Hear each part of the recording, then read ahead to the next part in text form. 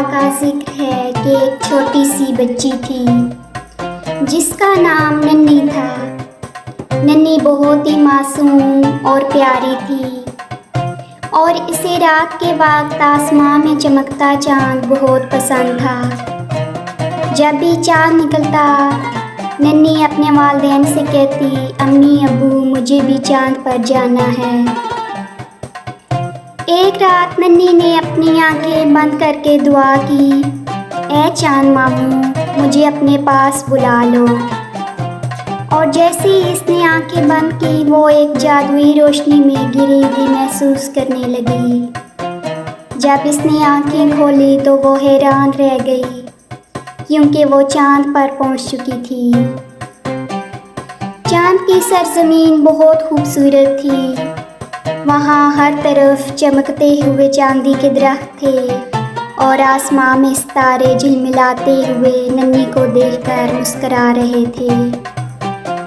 नन्ही ने खुश होकर चांद मामू से कहा, चांद मामू आपका घर तो बहुत खूबसूरत है। चांद मामू ने मुस्कुराते हुए कहा, हाँ बेटी ये मेरा आसमानी घर है और आज तुम हमारी मेहमान हो। नन्ही चांद के साथ घूमती रही। इसने सितारों के साथ खेलना शुरू किया। सितारे भी इसके साथ बहुत खुश थे। और फिर इसने एक बड़े नरम बादल पर बैठकर झूला झूला। बादल बिल्कुल रुई की तरह नरम था और नन्ही को बहुत मज़ा आ रहा था।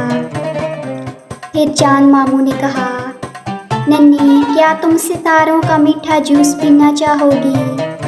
नन्ही ने खुशी से सर हिलाया। चांद मामू ने एक सितारे को बुलाया और इससे जूस निकाला। जूस इतना मीठा था कि नन्ही की आंखें खुशी से चमक उठी। चांद की सैर करते हुए नन्ही ने वक्त का बिल्कुल भी ध्यान न रखा।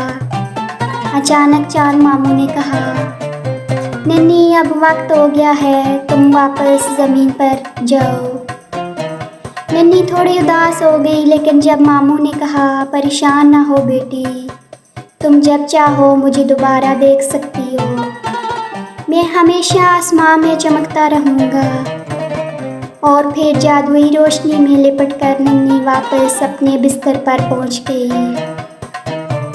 जब इसने आँखें खोली तो वो अपने कमरे में थी, लेकिन इसके दिल में चांद की सैर की खुशबू बाकी थी। इस रात नन्ही बहुत खुशी के साथ सो गई और इसने ख्वाब में फिर चांद मामू से मुलाकात की।